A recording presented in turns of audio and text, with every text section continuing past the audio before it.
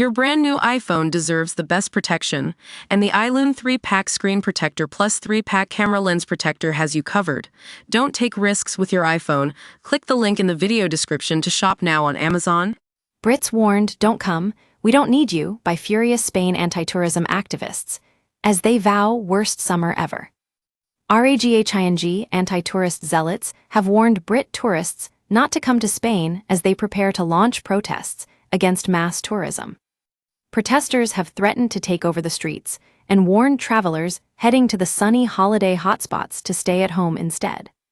Several leading groups of protesters have now come together and issued a letter to the people visiting Mallorca and other popular tourist spots in Spain.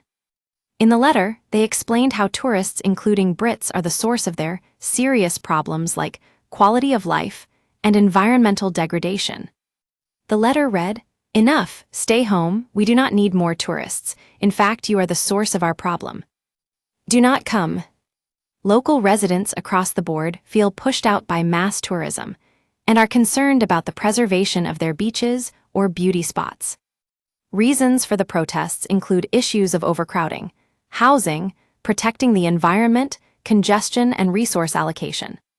Explaining the issues that face the residents of Mallorca, the letter reads, "Environmental and ecosystem deterioration, infrastructure issues, overwhelmed public services, transportation problems, loss of quality of life, gentrification, disproportionate increases in the cost of living, and a total lack of access to housing for the local population." It claimed that the greed and avarice of hoteliers, politicians, real estate investors, and parasites of all kinds have led to such a poor situation. It added, "The local population is angry, and we are no longer hospitable because the land we love is being destroyed, and many residents are having to emigrate. Mallorca is not the paradise they are selling you." But the tourism industry, which rakes in billions across the globe every year, is responsible for keeping many of the Spanish towns and villages afloat. With the summer holiday season fast approaching, anti-tourism protesters are expected to take over the streets across Spain, as they did last year. Spanish party Isle Ibiza saw the first signs of action last month when access to a popular viewing point was blocked with boulders. Thousands flocked to gaze at rocky Is Vedra at sunset, but the site's owners say they are sick of being invaded.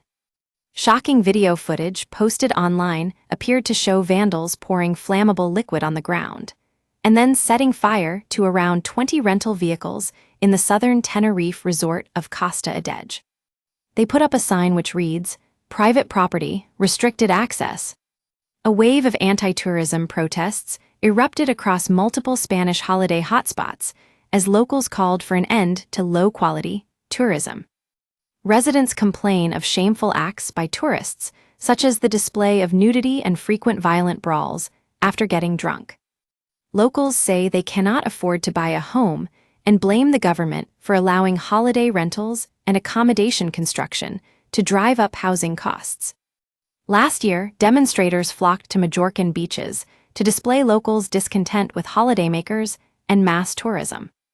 They were seen huddled together at the coastal resort of Colonia de Sant Jordi, east of the island's capital, Palma. In a different protest, Mallorca's angry anti-tourist locals put up fake beach closure signs in a new bid to hold back holidaymakers. The fed-up residents put up red tape and signs at several coves saying "beach closed." During protests, hateful graffiti urging locals to kill a tourist emerged on a wall in Mallorca.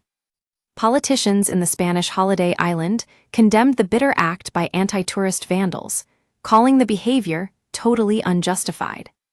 Hostile messages against foreigners and tourists written on public walls have been on the rise, sparking fears that anti-tourist movements could become more hateful. Thousands of locals have so far taken part in various anti-tourism protests across the holiday hotspots. Just a few days ago, anti-tourist fanatics in Majorca mocked Brit holidaymakers over the Euro's defeat during the hate-filled protest. They carried placards showing Man City and England defender Kyle Walker and the words, "The only thing coming home is you." More than 10,000 protesters, packing into the capital Palma, complained about hard-drinking revelers and soaring rents. Banners demanded, Take back your drunks, give back our homes, and your paradise our nightmare. Meanwhile, anti-tourist zealots chillingly warned of a summer of surprise actions as they prepared to launch protests in Ibiza. Protesters said many demonstrations and mass campaigns will be carried out without warning, something that could spark chaos in the Spanish holiday hotspot. The mainland Spanish city of Barcelona has been hit by rallies too, with tourists being sprayed with water pistols. Spain's tourism minister condemned protesters who soaked tourists with water pistols during a protest on July 6 in Barcelona city center. Now regional officials on the Balearic Islands have made it clear to the mob that there must be no repeat of Barcelona and locals must show tourists respect. A wave of anti-tourist measures are being implemented across Europe to curb mass tourism in popular holiday hotspots. Overcrowding has become the main problem in many sunny destinations, with authorities trying to find a solution to keep tourists and locals happy. Officials have attempted to reduce the impact of holidaymakers by implementing additional taxes on tourists or banning new hotels.